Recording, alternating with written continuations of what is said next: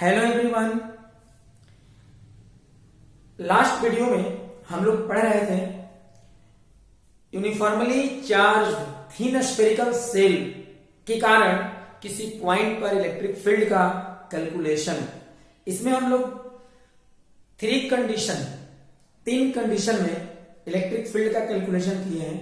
First, point अगर uniformly charge thin spherical shell के outside में हो, पॉइंट अगर uniformly charge thin spherical shell के सरफेस पर हो, और अगर point uniformly charge thin spherical shell के इनसाइड में हो तो इलेक्ट्रिक फील्ड का वैल्यू कितना के बराबर होगा। आज हम लोग को पढ़ना है, अगर कोई सॉलिड स्फीयर ऑफ चार्ज हो।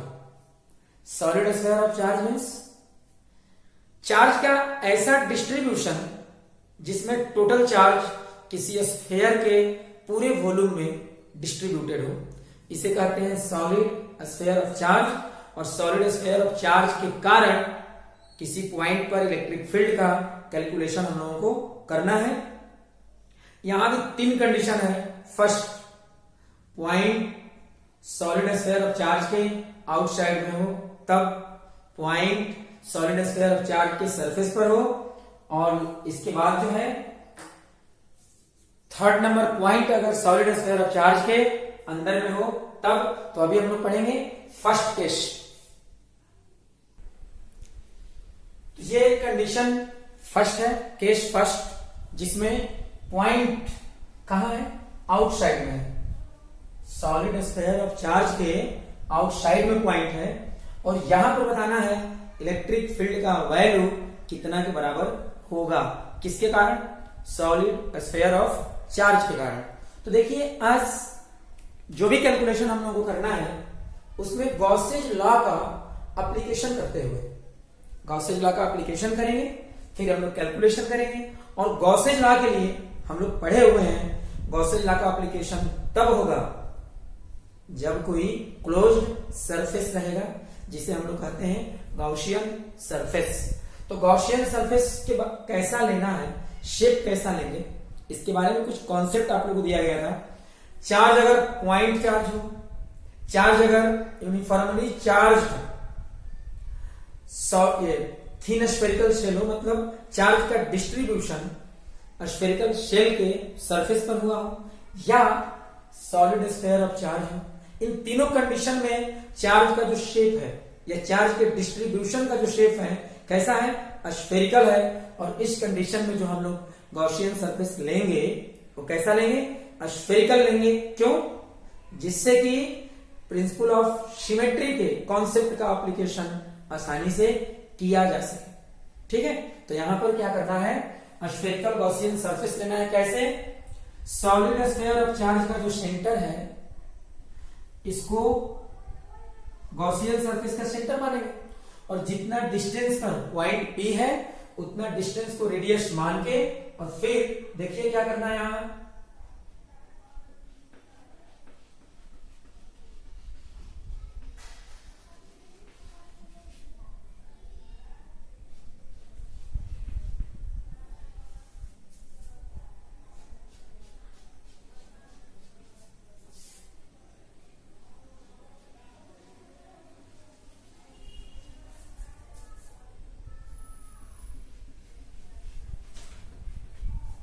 ये हो गया स्फेरिकल गॉसियन सरफेस।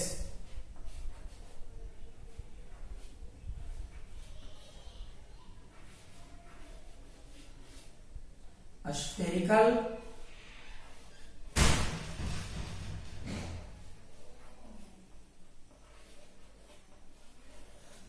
गॉसियन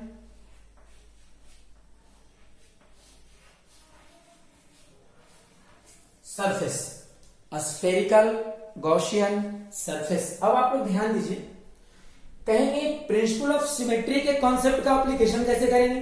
देखिए कैसे करेंगे। आप यहां देखिए कि जो सॉलिड स्फीयर ऑफ चार्ज है उसके चारों ओर जो गॉसियन सरफेस है इक्वल डिस्टेंस पर है। मतलब गॉसियन सरफेस का प्रत्येक पार्ट इस सॉलिड स्फीयर ऑफ चार्ज के लिए एक जैसा होगा। इसका मतलब है कि स्फेरिकल गॉसियन सरफेस के प्रत्येक पॉइंट पर इलेक्ट्रिक फील्ड का मैग्नीट्यूड सेम होना चाहिए और डायरेक्शन हर जगह जो है एक तरह से होना चाहिए। जैसे यहां देखिए पॉइंट चार्ज या सॉलिड स्फीयर ऑफ चार्ज, दोनों का शेप सिमिलर होता है, सेम होता है। पॉइंट चार्ज मतलब वेरी स्मॉल स्फीयर और ये क्या है, सॉलिड स्फीयर। यहां भी चार्ज स्फीयर में है तो शेप तो एक तरह का है, साइज भले ही अलग अलग हो।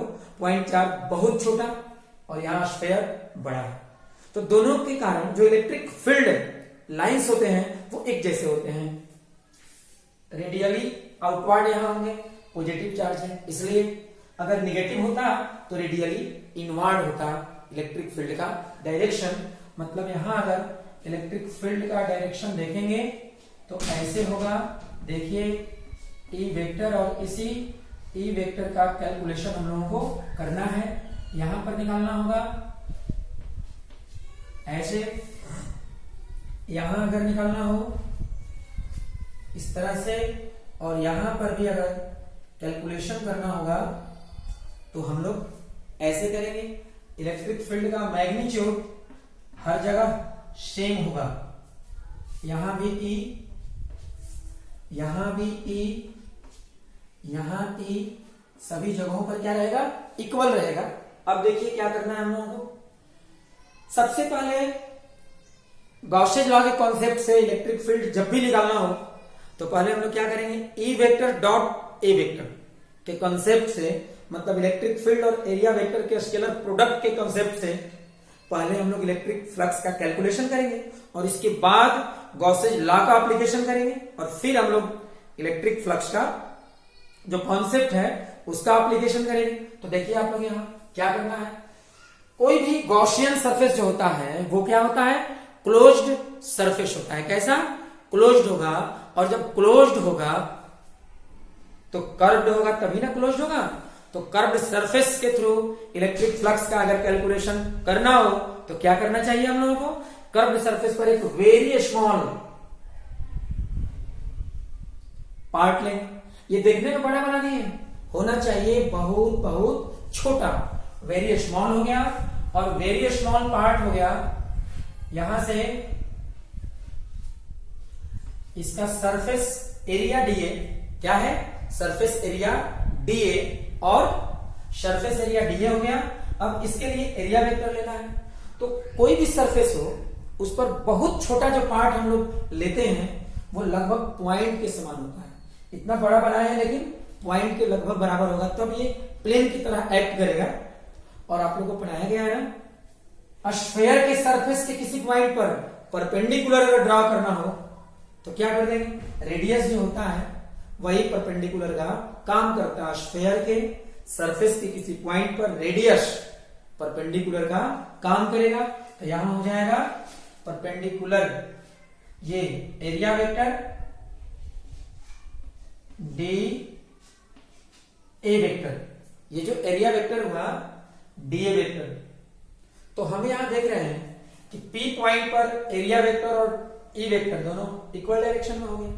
अगर यहां भी आप एरिया वेक्टर और ई वेक्टर देखते हैं डायरेक्शन तो सेम आएगा। मतलब स्फेरिकल गॉसियन सरफेस के प्रत्येक पॉइंट पर, किसी भी पॉइंट पर अगर हम लोग ई वेक्टर और डी ए वेक्टर का डायरेक्शन देखेंगे तो इक्वल आएगा और इक्वल डायरेक्शन के बीच एंगल कितना बनेगा, 0 डिग्री के बराबर बनेगा। तो सबसे पहले हम लोग क्या करेंगे, यहां पर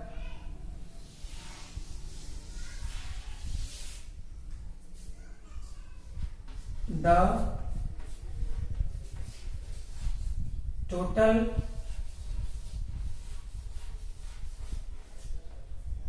electric flux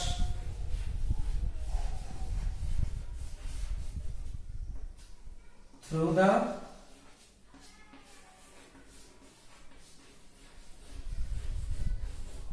spherical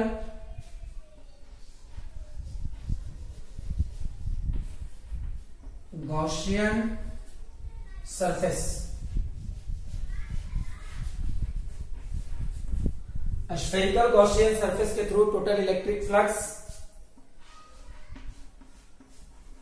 phi total equal to E vector dot d A vector. देखिए जब E vector dot d A vector करेंगे तो डीए वेक्टर केवल इस स्मॉल पार्ट के लिए है ना, अभी जो फ्लक्स निकला वो केवल स्मॉल पार्ट से होगा जिसको कहते हैं एरिया एलिमेंट। हम लोगों को पूरे स्फेरिकल गॉसियन सरफेस के थ्रू इलेक्ट्रिक फ्लक्स का कैलकुलेशन करना है, तो इसके लिए क्या करना होगा, इंटीग्रेशन करेंगे। और क्लोज्ड सरफेस के थ्रू इलेक्ट्रिक फ्लक्स का कैलकुलेशन हम लोग जब भी करेंगे इंटीग्रेशन के साइन पर एक सर्कल जरूर बनाएंगे। ठीक है, तो यहां पर बना दिए। अब यहां देखिए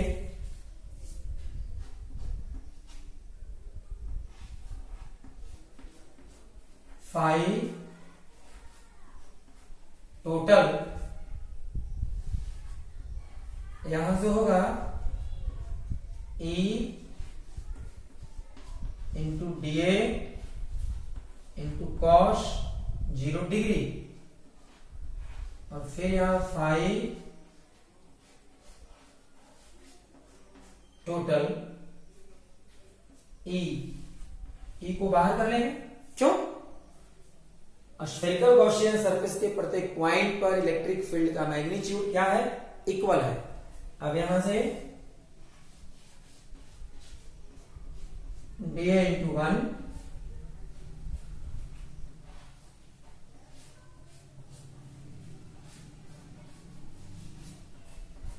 और फिर E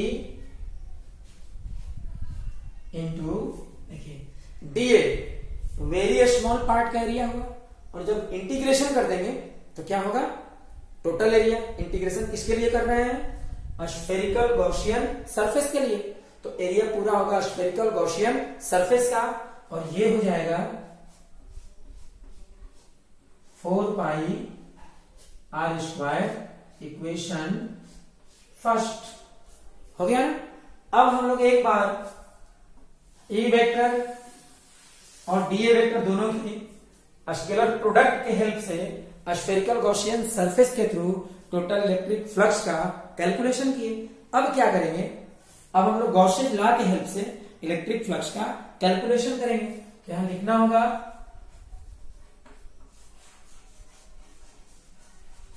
from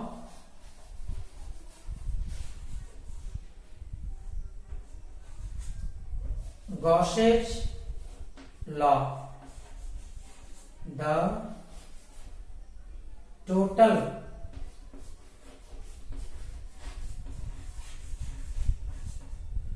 electric flux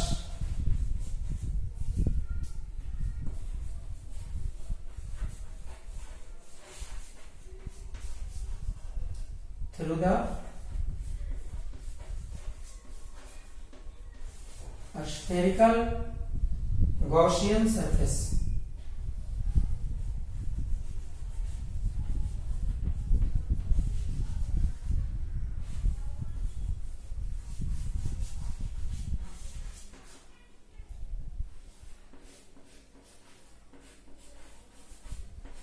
phi total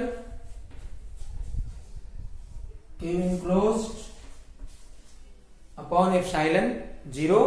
अब देखिए Q इनक्लोज्ड क्या है, जिस सरफेस के थ्रू, क्लोज्ड सरफेस के थ्रू हम लोग टोटल इलेक्ट्रिक फ्लक्स का कैलकुलेशन करने वाले हैं, उस क्लोज्ड सरफेस के अंदर टोटल चार्ज, नेट चार्ज, तो स्फेरिकल गॉसियन सरफेस के अंदर में नेट चार्ज कितना है, प्लस स्मॉल क्यू है, तो यहां पर लिखना होगा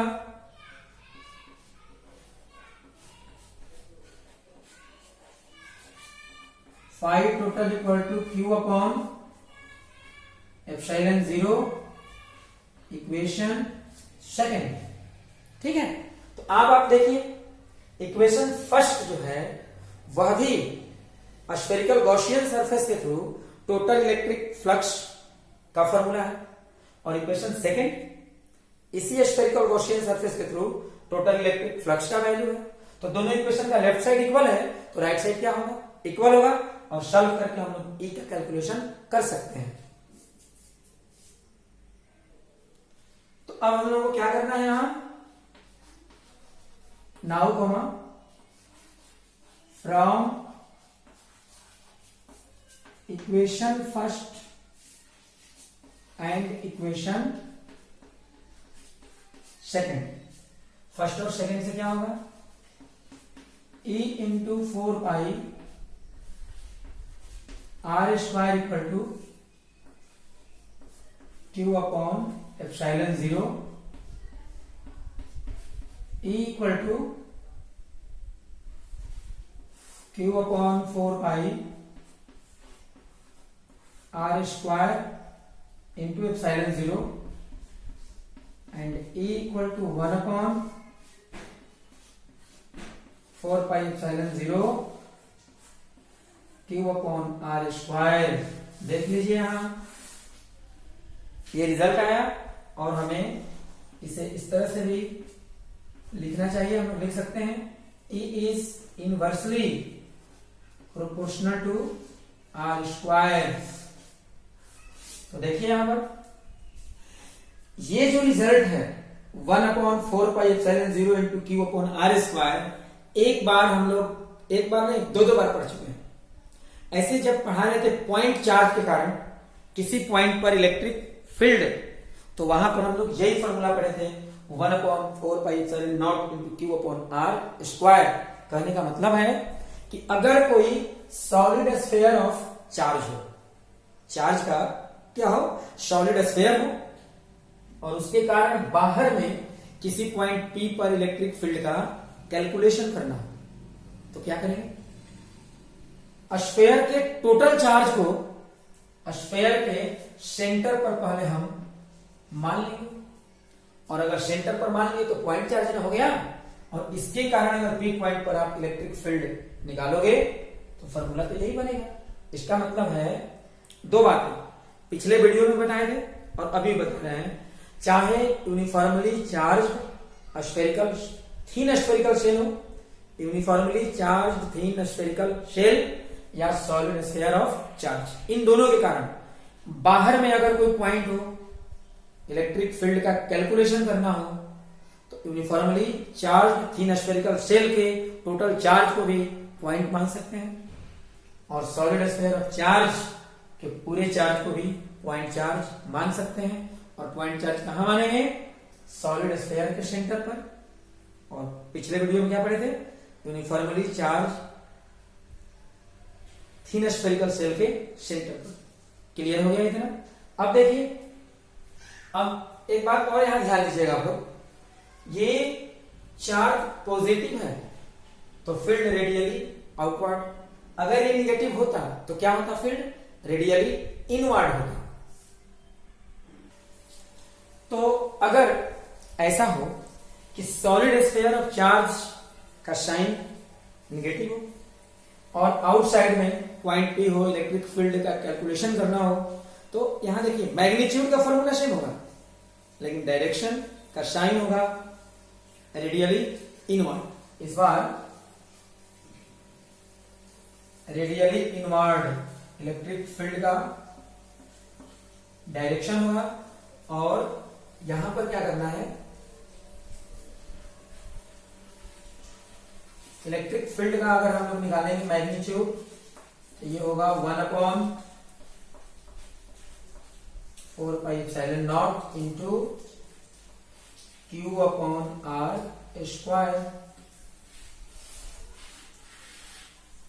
ठीक है। अब यहां देखिए, अभी हम लोग केस 1 पढ़ रहे थे, if the point be outside the solid sphere of charge. लेकिन अब पढ़ेंगे केस सेकंड, इसमें क्या होगा, if the point be at the surface of the solid sphere of charge. तो देखिए आप लोग यहां second case, if the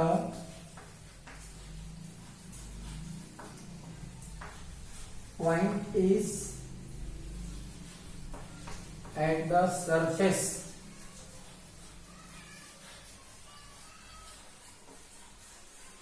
of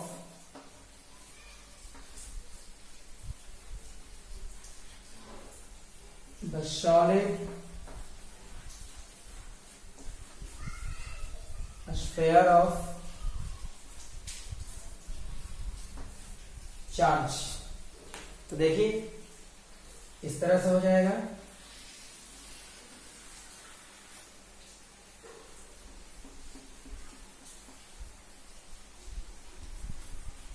ये रेडियस, और बताएं आप लोग पॉइंट कहां चला गया, देख लीजिए। पॉइंट पी सरफेस पर जब आएगा तो स्फेयर के सेंटर से पी का जो डिस्टेंस था स्मॉल आर, ये कैपिटल आर के क्या होगा, इक्वल हो जाएगा। ठीक है, यहां डिस्टेंस सेंटर से स्मॉल आर था, ध्यान में रखिएगा। तो ये small r equal to capital R, यहां लिखना होगा that is small r equal to capital R. Than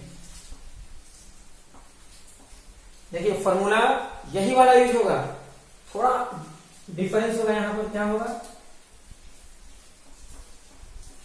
equal to 1/4πε0 into Q upon are square. तो देखेंगे अब जो है क्या करना चाहिए हम लोगों को, यहाँ equal to 1/4πε0 into Q upon are square. Formula एक जैसा, बस करना क्या है कि सेंटर से पी का माने सरफेस का जितना डिस्टेंस रेडियस उसका स्क्वायर कर देंगे। और चार्ज यहां मान लीजिए पॉजिटिव चार्ज,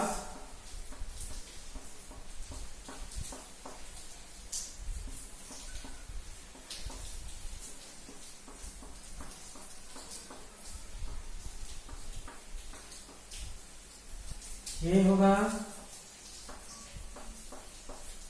इलेक्ट्रिक फील्ड।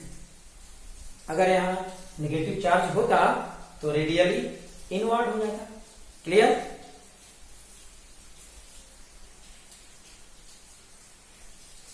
तो ये थर्ड कंडीशन है, थर्ड केस है। If the point is inside the solid sphere of charge, charge का सॉलिड स्फीयर है और इस सॉलिड स्फीयर ऑफ चार्ज के अंदर में पॉइंट है पी, जहां पर इलेक्ट्रिक फील्ड का कैलकुलेशन करना है पूरे सॉलिड स्फीयर ऑफ चार्ज के कारण। तो कैसे कैलकुलेशन करेंगे, गॉसेज लॉ का एप्लीकेशन करना है। तो यहां भी काम करना होगा, गॉसियन सरफेस लेना होगा। और गॉसियन सरफेस कैसे लेंगे, सेंटर से जितना डिस्टेंस पर पॉइंट पी है उतना डिस्टेंस को रेडियस मान के, और हम लोग क्या करेंगे, यहां एक स्फेरिकल गॉसियन सरफेस बनाएंगे। देखिए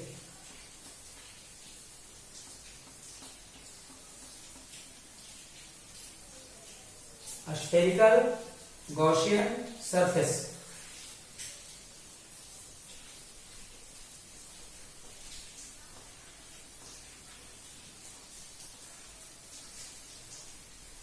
स्फेरिकल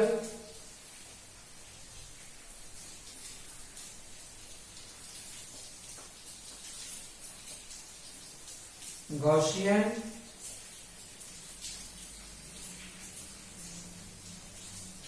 सरफेस।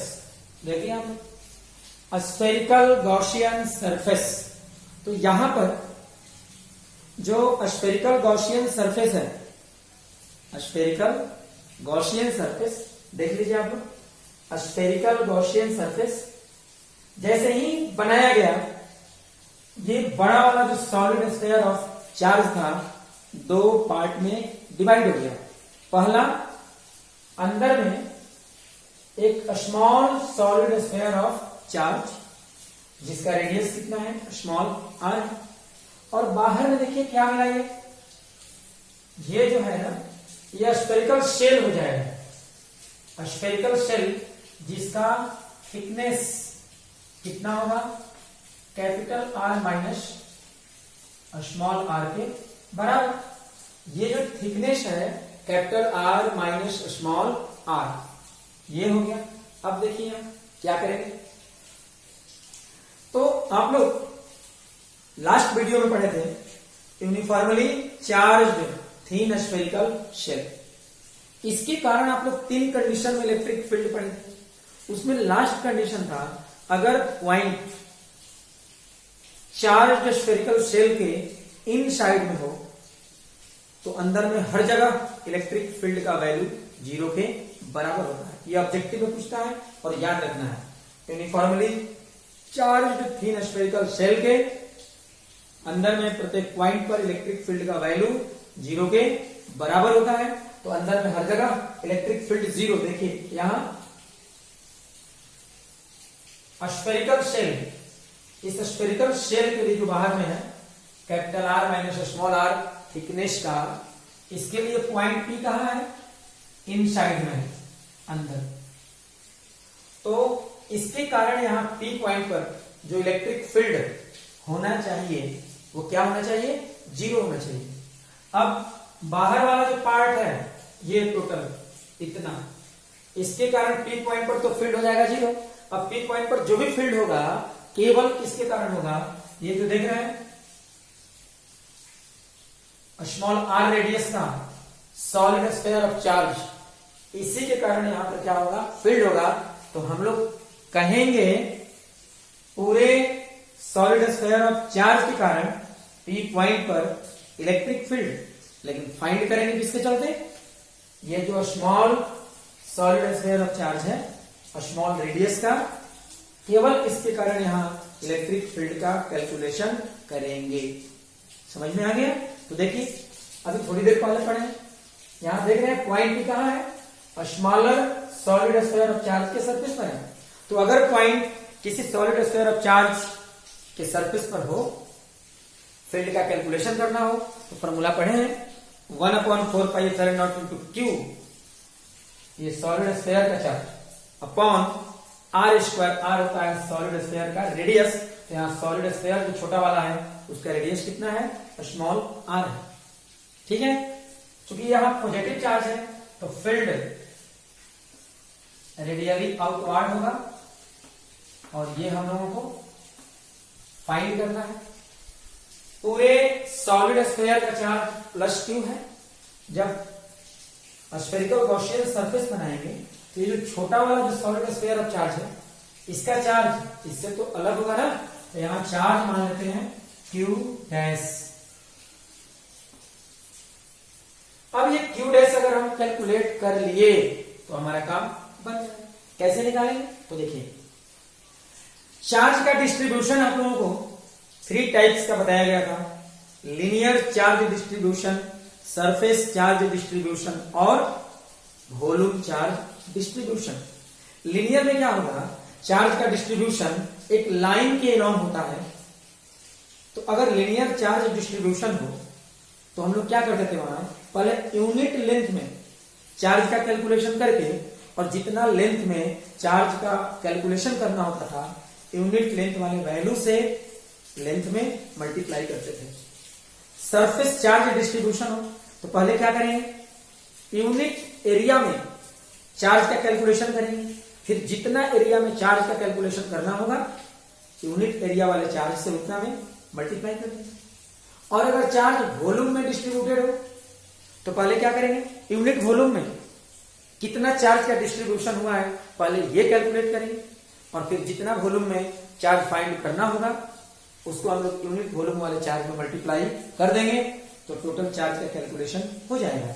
यहां जो पढ़ रहे हैं सॉलिड स्फीयर ऑफ चार्ज मतलब टोटल चार्ज पूरे वॉल्यूम में फैला हुआ है। पूरा रेडियस कितना है? Capital are. और स्फीयर का रेडियस कितना होता है? 4/3 पाई आर क्यूब। तो देखिए 4/3 पाई आर क्यूब रेडियस में टोटल चार्ज स्मॉल क्यू है। तो unit rate 4/3 pi are cube volume में टोटल चार्ज स्मॉल क्यू है। तो यूनिट वॉल्यूम में कितना होगा? Q upon 4/3 pi are cube. और हम लोगों को बताइए आप लोग निकालना किस वॉल्यूम में है? ये स्मॉलर वॉल्यूम, इसमें फाइंड करना है। तो अब यूनिट वॉल्यूम में चार्ज निकल ही गया है तो जितना वॉल्यूम का चार्ज फाइंड करना है उतना वॉल्यूम से यूनिट वॉल्यूम वाले चार्ज में मल्टीप्लाई कर देंगे। तो स्मॉलर जो स्फीयर है इसका रेडियस कितना है? Small are. तो वॉल्यूम कितना होगा?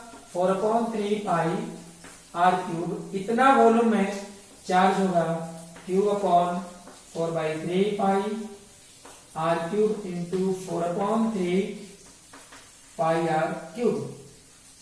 ठीक है, अब यहां देखिए, तो इस तरह से हम लोग क्या करेंगे, क्यू डैश का कैलकुलेशन करेंगे। क्यू डैश क्या है, क्यू डैश है स्मॉलर जो स्फेयर है, स्मॉल आर रेडियस का, उसमें टोटल चार्ज है, तो यहां पर लिखना चाहिए हम लोगों को, here Q dash equal to, देखिए total charge divided by total volume,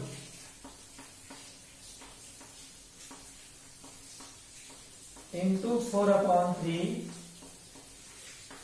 pi are cube, ये कैंसिल हुआ। अब यहां Q dash cube upon are cube into are cube, समझ में आया। अब देखिए क्या करेंगे हम लोग, अभी तुरंत समझाया है ना, जस्ट पूरा जो सॉलिड स्फीयर ऑफ चार्ज है इसके कारण फील्ड का कैलकुलेशन करना है, लेकिन रियल में निकालेंगे किसके चलते, निकालेंगे smaller solid sphere of charge के कारण फील्ड, लेकिन कहेंगे टोटल के कारण फील्ड। तो जब ये निकालेंगे फील्ड E, तो देखिए आप क्या पढ़ेंगे, इस smaller solid sphere of charge के सरफेस पर पॉइंट P है, तो फील्ड का वैल्यू होगा 1/4 pi epsilon 0 into q dash upon small r square. देखिए यहां देखना क्या है कि smaller solid sphere of charge के अंदर में टोटल चार्ज कितना है, क्यू डैश, और रेडियस कितना है, स्मॉल आर। अब यहां हम लोग 1/4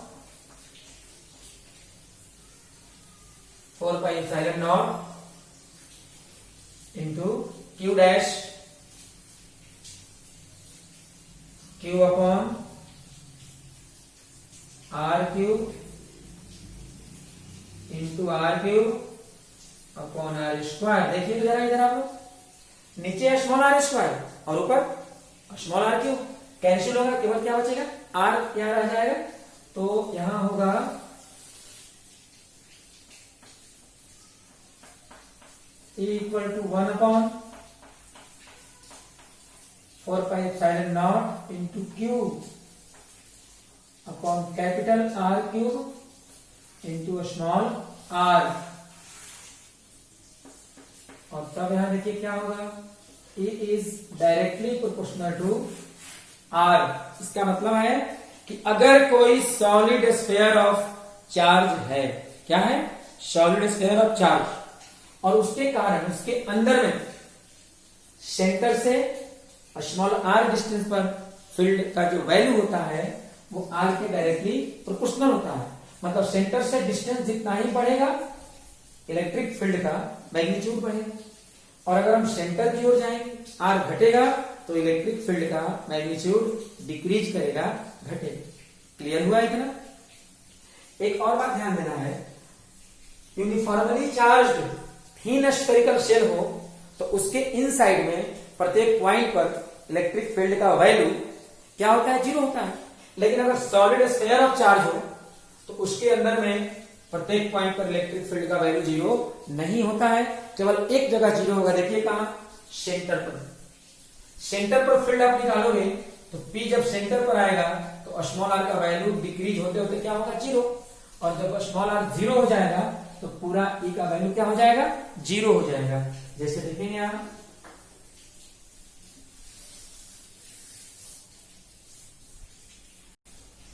अगर point P solid sphere of charge के सेंटर पर हो तो ऐसे कंडीशन में क्या होगा, देखिए स्मॉल आर 0 हो जाएगा, then E equal to 1/4πε0 Q upon R cube into R, E equal to 1/4πε0 Q upon R cube into 0, E equal to 0। तो सॉलिड स्फीयर ऑफ चार्ज के सेंटर पर इलेक्ट्रिक फील्ड का वैल्यू 0 के बराबर होता है, केवल सेंटर। इसके बाद और अंदर में कहीं भी फील्ड का वैल्यू 0 के बराबर नहीं होगा। तो आज हम लोग इतना ही रहने देते हैं। अब अगले दिन फिर नेक्स्ट वीडियो में हम लोग पढ़ाई करेंगे।